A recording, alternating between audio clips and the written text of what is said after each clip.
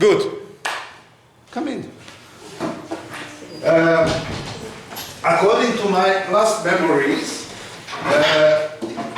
we spoke about the last great item, long item, was a scientific or disciplinary background of environmental history.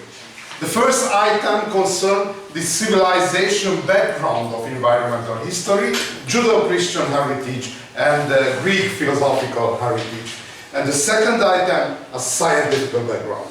The science, if possible, I told you, which is the differences between different strategy of cognition. I spoke about different strategy of cognition. No? A transcendental strategy, a spiritual strategy, a rational, I didn't spoke. Okay, you know.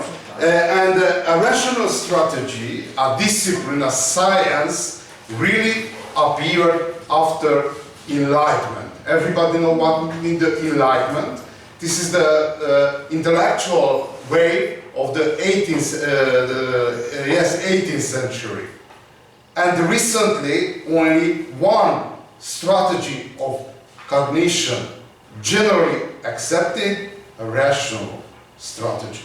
Okay, look at the process. Look at how unfolded a discipline, how unfolded a scientific cognition strategy. In the case of environmental history, we will focus 4 or 5 main direction of research: environmentalist, geographer, analytical, ecologist. We are over environmentalists, and we started a geographer. This was the last slide series, according to my last theory. I spoke about 2 great antecedents of environmental thinking. Georges-Louis Leclerc, long version. Short version, he was Comte de Buffon, and named, for example, you find in Wikipedia Buffon, only the short version. He was very optimistic. According to Buffon, the most important ambition of the humankind, domestication, whole of the physical world. And according to concept of Buffon, humankind and the human able recreate the Garden Eden. So ideal condition based on the discipline, based on the rational thinking. This is the optimistic, most optimistic pillar of modern thinking. And the second one, his adversary, George Perkins Marsh, the most pessimistic scholar, who described a history of humankind and the history of modernization, a destruction of physical environment, and the final conclusion of him, the humankind will destroy not only the physical world, but all of the civilization too. And recently, if you open the newspaper, open a lot of environmental book, these concepts it's in fight with each other. A optimistic Buffon concept, everywhere necessary to domesticize, like for example construct dam around the river, for example cultivate the largest arable land which possible. This is the optimistic plan of domestication. And other one, it's destruction of physical environment. And no problem, come in.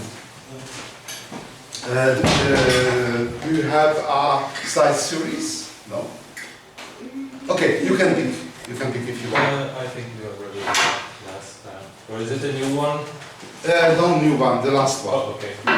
Okay. This concept, it's a rival to each other.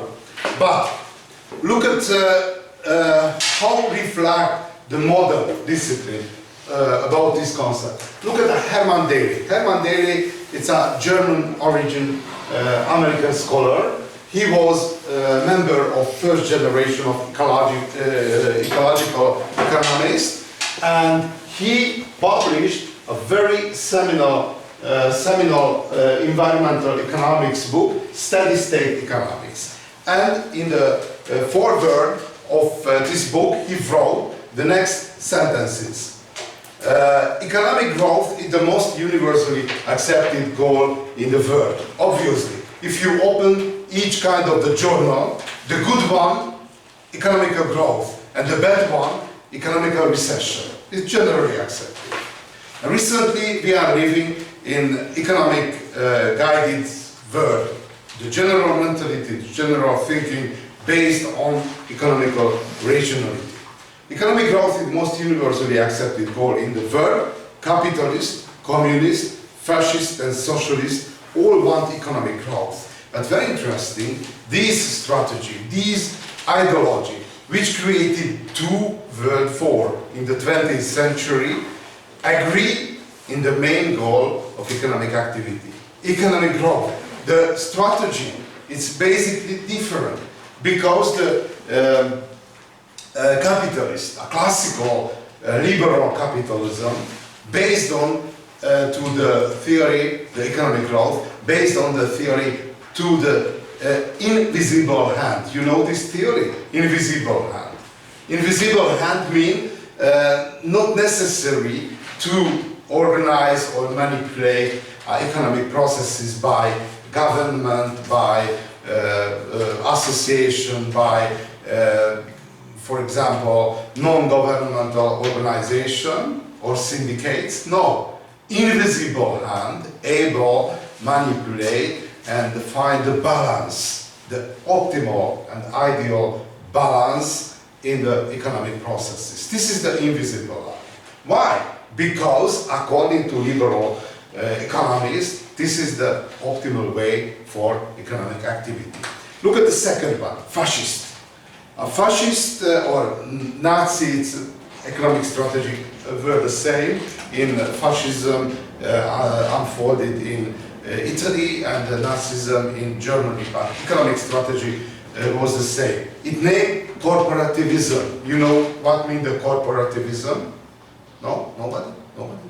Yeah, the basic concept of the corporatism, not necessarily a fight in the economic activity between the syndicates or banker or owner of factory and with generally the businessman and the workers, therefore organize a corporation.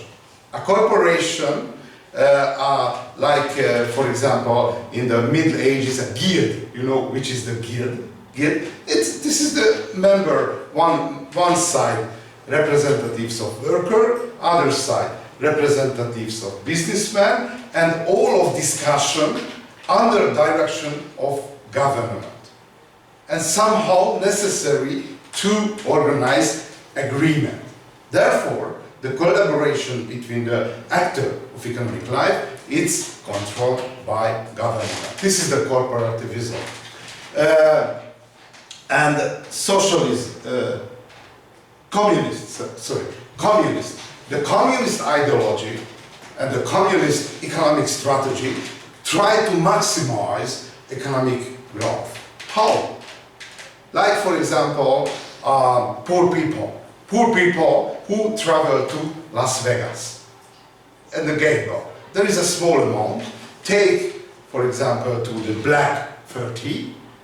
Will it's the richest man whole of the world, but the lost left more poorer, but no huge difference. In this metaphor,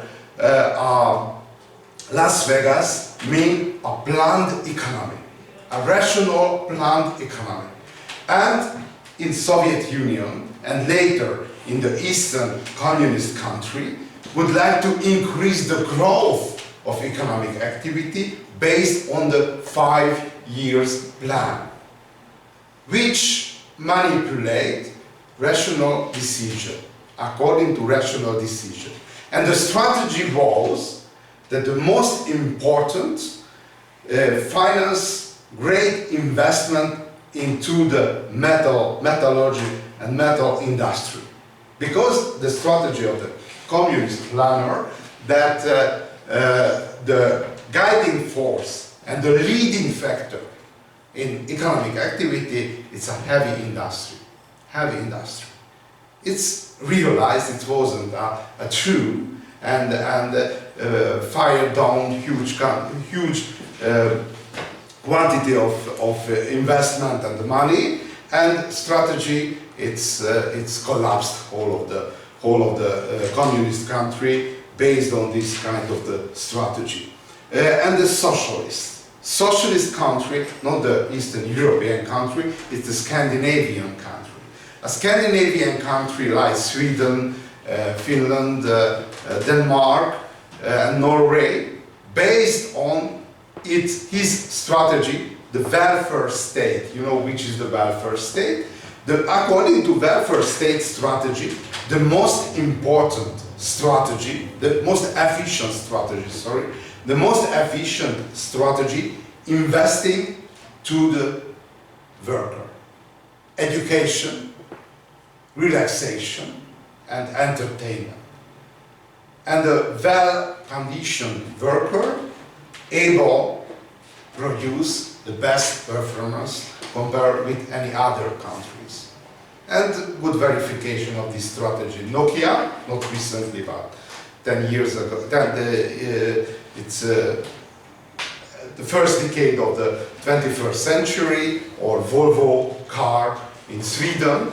Anyway, high quality of workers, which able to take huge added value to the production.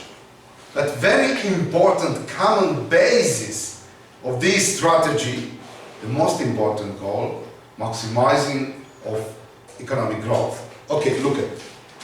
The system that grows fastest consider best. The appeal of the growth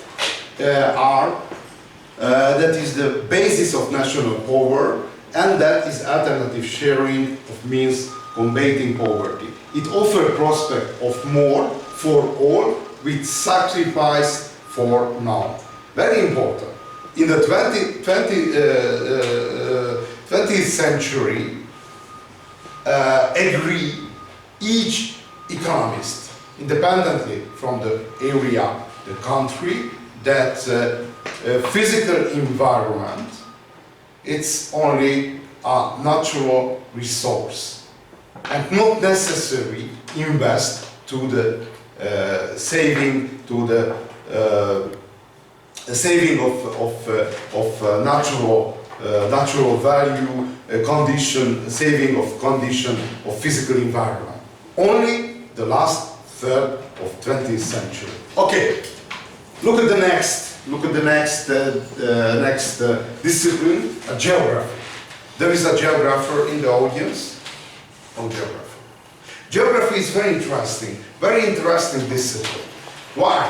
Because geography located on the most important boundary of discipline. What means the discipline?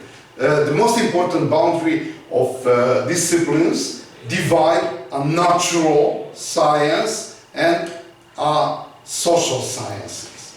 And if you are looking at geography, there is a natural physical geography and a social geography. Why? Why say in the same frame a geography according to your opinion? Cheers. Because if we are looking at natural and social science are two different groups, two different circles. Because social sciences analyze social events and natural sciences are physical events. Why connected? No idea. I have one answer, okay? Maybe because those physical events can influence the social behavior? Yeah. Recently, it's very interesting. Geography, after appearance of ecological thinking, became very modern. But for 1 century, It was very old style. A geography, when invented a geography, was a science of travelers who discover a new countries and the new continents. Why? Because travelers who discovered a new world necessary to know and necessary to realize not only the physical side of discovered country, but the social peculiarities too. Therefore, geography on the time of birth was discipline, the science of discovery. And later, when specialized each of disciplines, left together like a bad marriage. You know which is the peculiarity of a bad marriage?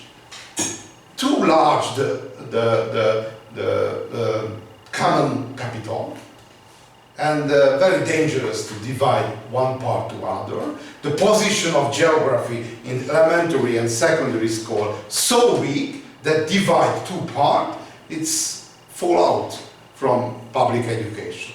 Therefore, geography left together.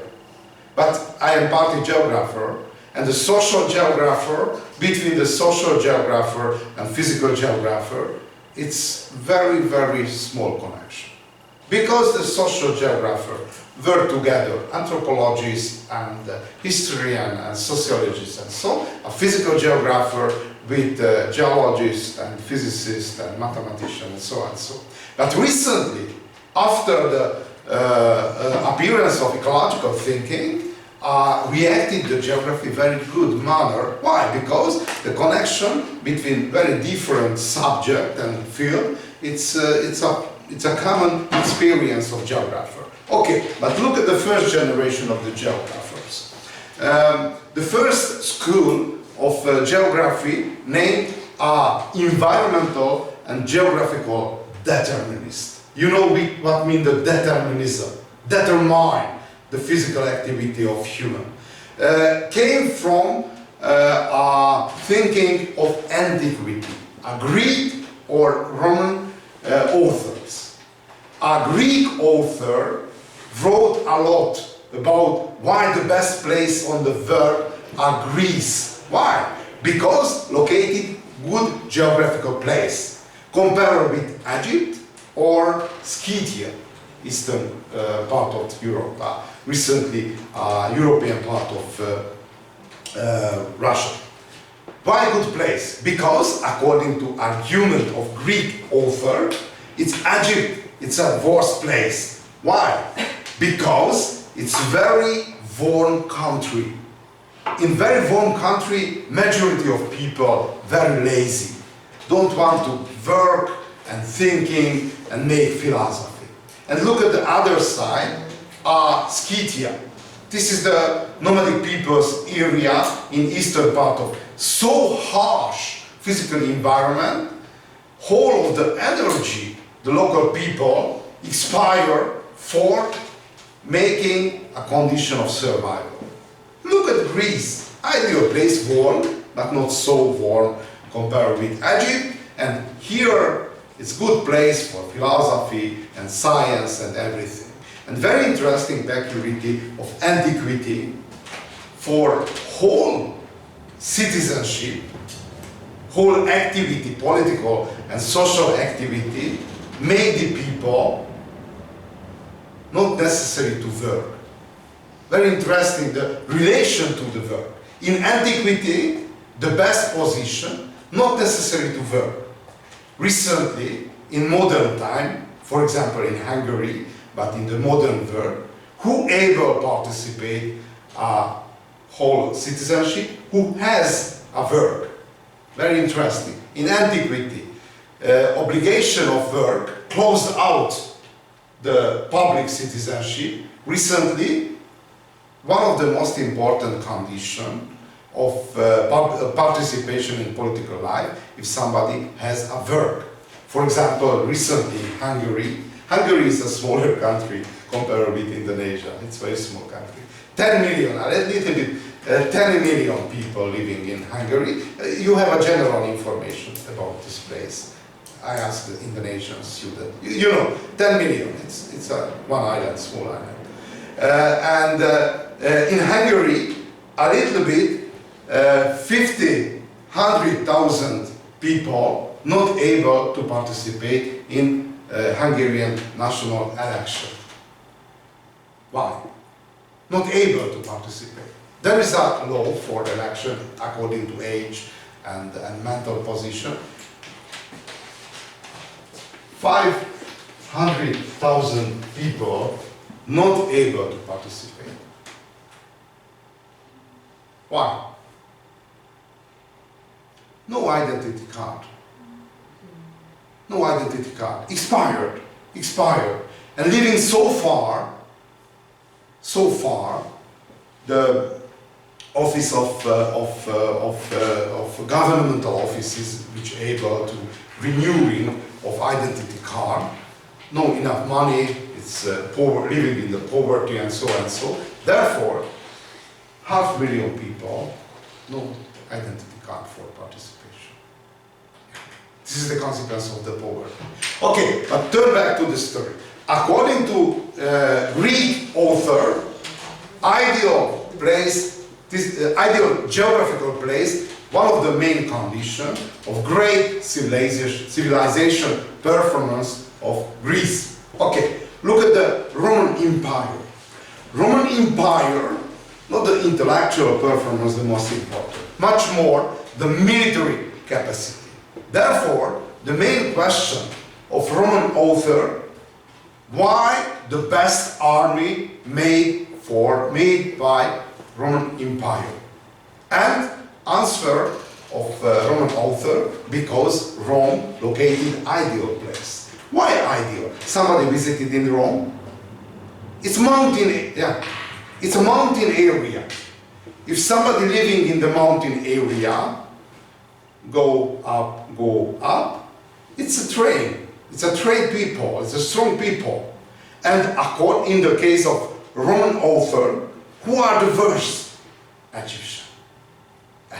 Why? Plain area. No physical condition and lazy in consequence of the war. Yeah, it's generally on the time of antiquity, it generally accepted concept that physical environment, geographical condition determine the physical and mental profile of local people. And when founded the geography, the first generation of the geographers accepted and adopted this anti-concept. Herodotus, Thucydides, Xenophon, Strabo, Tacitus, Plutarch, everybody from Greek to Roman author agreed. The first geographer who founded the geography at the Berlin University, Karl Ritter. He was the first person of geographical discoveries in the modern time. He traveled to Africa. He founded the geographical department at the Berlin University and introduced a lot of new concepts to the European thinking. For example, he introduced the concept of geography and defined the concept of geography. Look at his definition. Geography, physiology, and comparative anatomy of the Earth. It's a very modern idea. The Earth is a cosmic individual with particular organization, and the exploration of this individuality of the Earth is the task of geography. Look at the second one, which a little bit more interesting from the perspective of 20th century, the concept of Lebensraum. If possible, you know, like Lebensraum used by Nazi ideology. But the concept of Karl Ritter a little bit different. He described the Lebensraum, living space. It's a direct translation. Organic conception of Lebensraum. It was used as spiritual, a local spirit, for example. Each area there is a local spirit. For example, a Hungarian philosopher I remember the name, Béla Hamvas, somebody, Hungarian student know his name, Béla Hamvas.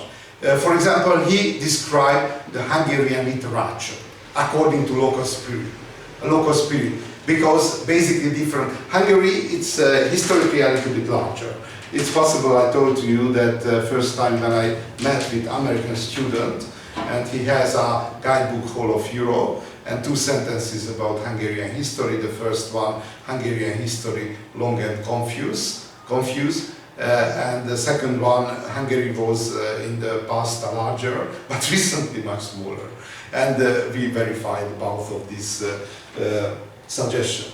And Hungary, historically a little bit larger. This is the Carpathian Basin. If we are we have to imagine the Carpathian Basin. This is the mountain area, and this is the Danube, Tisza River, and the geographical structure. This is the mountain area over there. It's upland.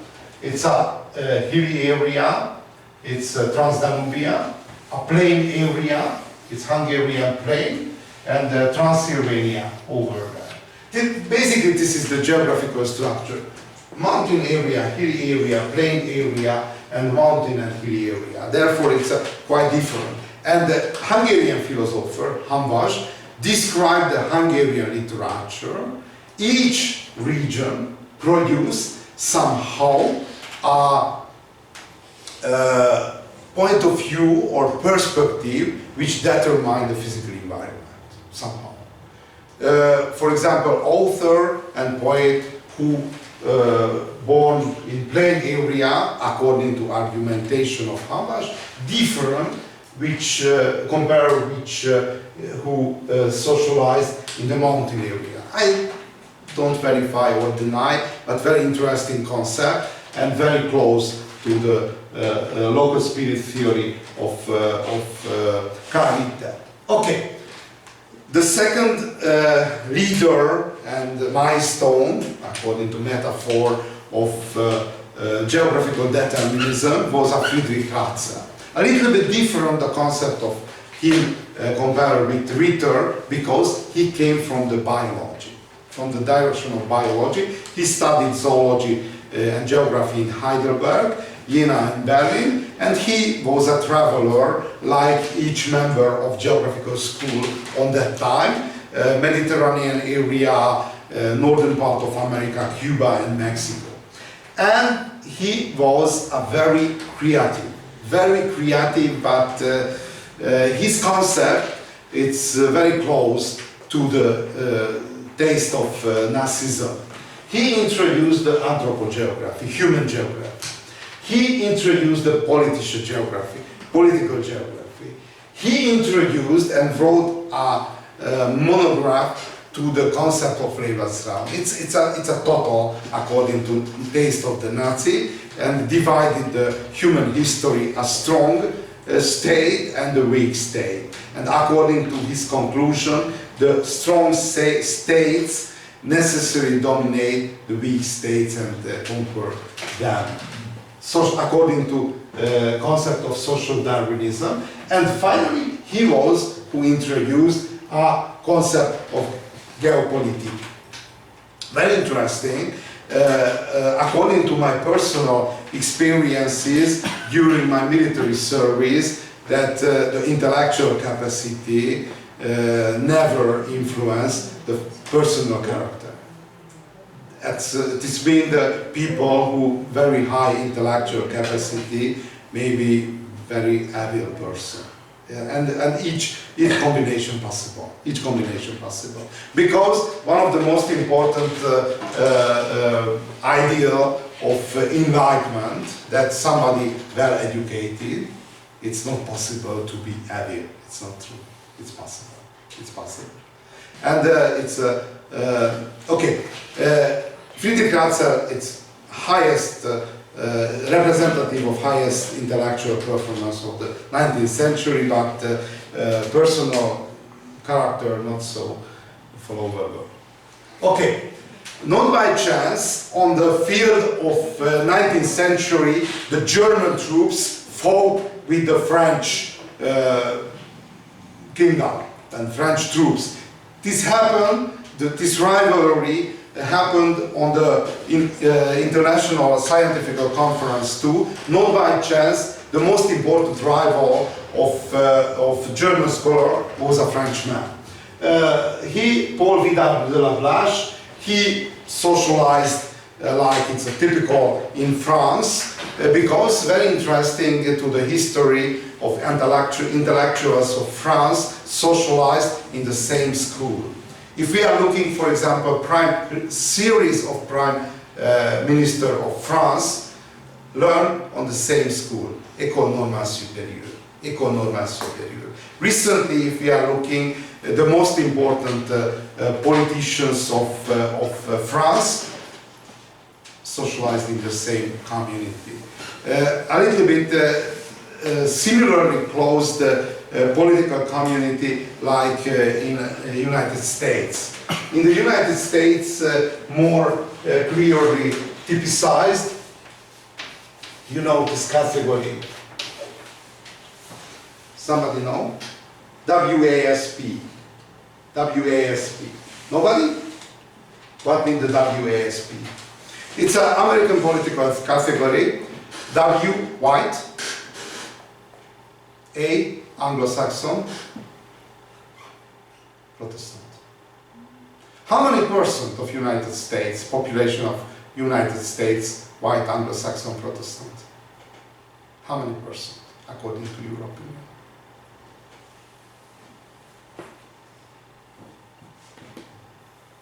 No? No idea. At the end of 20th century was 20%. Recently lower in consequence of Latino immigration from Central and Southern America.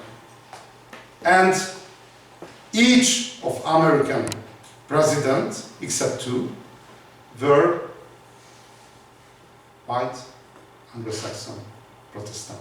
Who were the exception?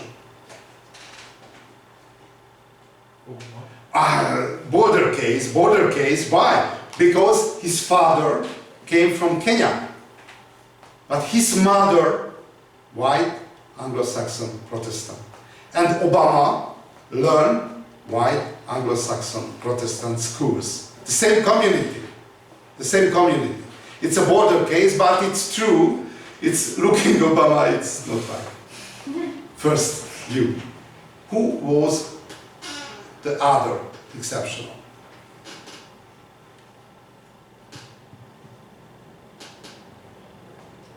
JFK. John Fitzgerald Kennedy. Why? It's a white.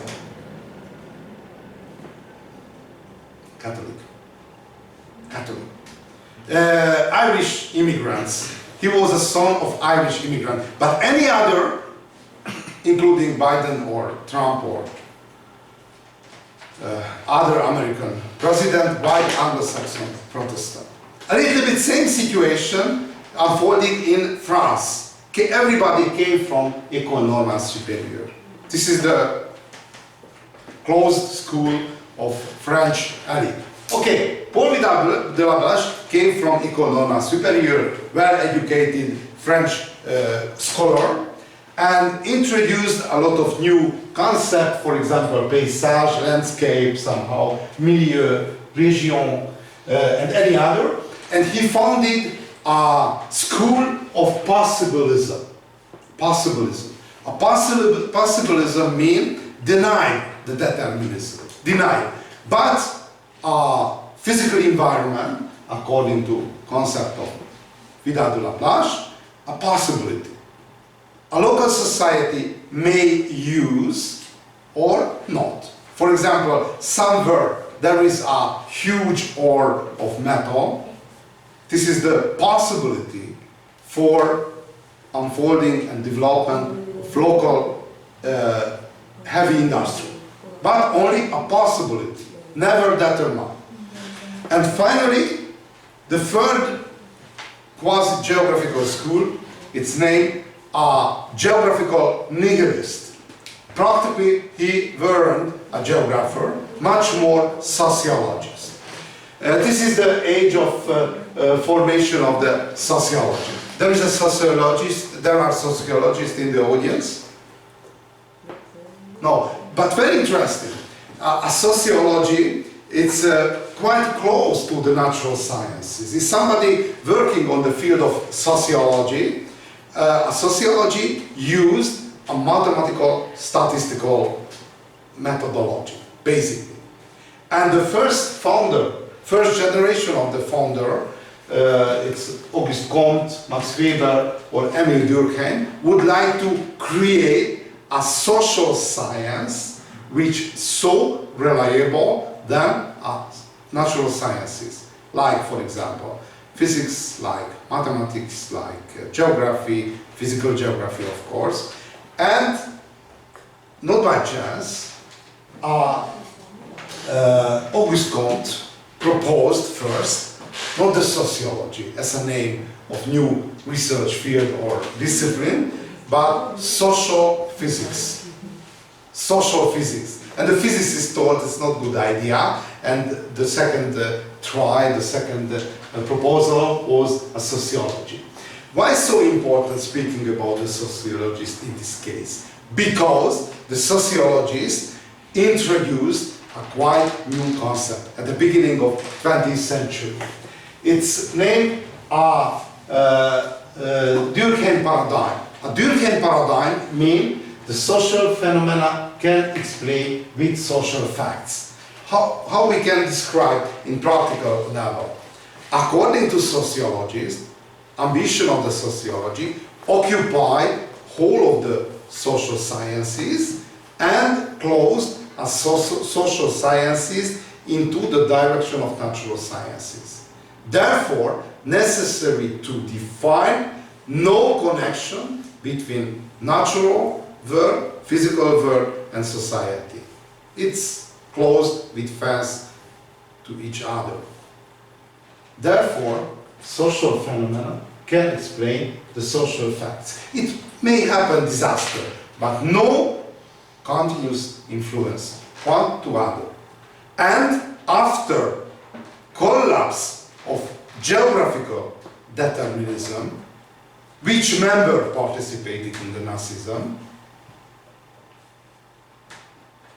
generally accepted until the middle of the 20th century, no connection. Why? Because if somebody tried to speak about geographical influence and name, you are a fascist, a Nazi. And this was the consequence because interwoven a geographical determinism with the Nazism. It's a good example that for a scholar, not a wise decision interwoven with the politician. Because each cases the politician used the scholar for political goals, political ambitions. Okay, this is the hierarchy of sciences according to Comte, the highest level: mathematics, astronomy, physics, chemistry, biology, sociology. These are the real disciplines according to Comte. Okay, look at the next milestone. A little bit boring, but necessary to survey because this is the protocol of rational cognition. Anna school. Somebody listen something about the Anna school? It's a French historian, French school of the history. Anna school founded in Strasbourg. In Strasbourg, after First World War. Strasbourg, capital of which province? Alsace-Lotharinge. Somebody know between France and Germany when launched the first war for occupation of Alsace-Lotharinge? On the age of Charlemagne, in the 9th century. Unbelievable. Alsace-Lotharinge, because a little bit 60% German and 40% French, and therefore there is a ping pong between Germany and France. And when the French army, after the First World War, occupied France, founded a new university, a French university, Because in the German epoch, obviously, not obviously, but wasn't a French university, and founded a new university. It's good event. Why? Because academic life, even in academy or university, this is the place of gerontocracy. You know which is the gerontocracy? This is the ruling of order, old people. I remember when I was a young scholar, I started my academic career, low salary, low influence, low connection, everybody knows. I have an intellectual ambition. When I became older, increased the salary, decreased the ambition. Yeah, but it's very strange. Academic life, for example, old people not able to vote, but there is a huge salary. I don't know why, but somehow unfolded that. And very difficult to find a new place of work. Unbelievable hard. For example, I stayed in Paris with fellowship with my friends, and nobody jumped in Hungary. Nobody. And time by time expired the fellowship, and therefore necessary to go back. And I remember we discussed in the pub that maybe based the Hungarian academical life to the basis of evolution, which is the most important rule of the evolution. Later I will speak about struggle for survival. Look at, for example, the list of publication and the citation, and the weakest one, necessary to kill, and open the place for new ambitious generation. But it's never realized, but after some quantity of alcohol, it's really a good idea. Okay, another school. Why so interesting? Because founded a new university with a lot of new job, a new place of work, and a lot of creative person, finally, who lived on the peripheral area of French academic life, received a new place for work. The most important person, Lucien Febvre and the Marc Bloch. They were historian. And a famous story about Marc Bloch, and recently University of Strasbourg named University Marc Bloch. It's a very serious person. And Marc Bloch, according to legend, he walked on the corridor of university and met with his colleague, who published a book about medieval history of France, and showed to his colleague, Marc Bloch, who opened a book and looked at a lot of king, a lot of battle, a lot of military campaign, and so on, and closed the book and take a gratulation to his colleague, and finally told to him, if I will write the French history, I will write without king, without military operation, without diplomacy affair, and without a classical historical event. And asked back, which contained this book? And the answer was, Histoire totale. It's very easy to translate. Total history. What means the total history? A total history means each event of human life may be a subject of historical research. Look at one first view, ridiculous example. For example, clean off nose. This is a problem because time by time, inside of the nose, it makes something, or spitting. It's a common problem because it's, for example, a fly into the mouth and somehow necessary to clean. One part of civilization, it's take under taboo, and for example, in European etiquettes, according to European etiquettes, if somebody, for example, would like to clean the mouth and walk into the toilet and somehow with the paper tissue and clean, in the Asian life, for example, in the traditional China, there is a spitting bowl, and publicly maybe, and clean. And other, or not so ridiculous example. Look at the cloth. Cloth in the traditional society, a social code. Social coding. For example, in the traditional time, if somebody walk on the street in front of me, I am able to realize age, not for face or hand or any other, after his or her cloth, marital status, social status, each basic information. Why? Because the cloth, it's not optional. Look at, walk to the museum. There is a doll without face. If somebody is well educated in these cases, able to realize each, and the region, for example, because the motive of the cloth, able to reflect and able to show the region when came, not the doll, but the real people.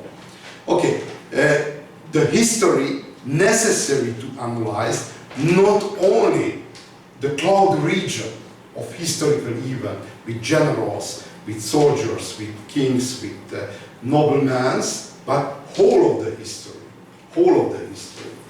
And the long duration.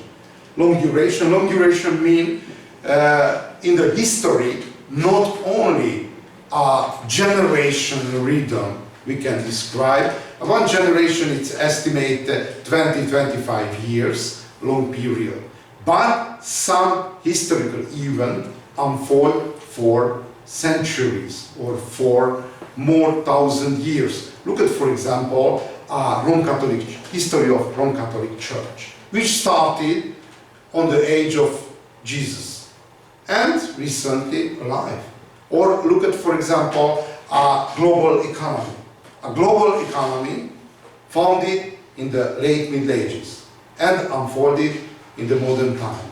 And the rhythm of unfolding and rhythm of life of global economy, it's for 1,000 years long history. Okay. Unfortunately, expired time because I have to go.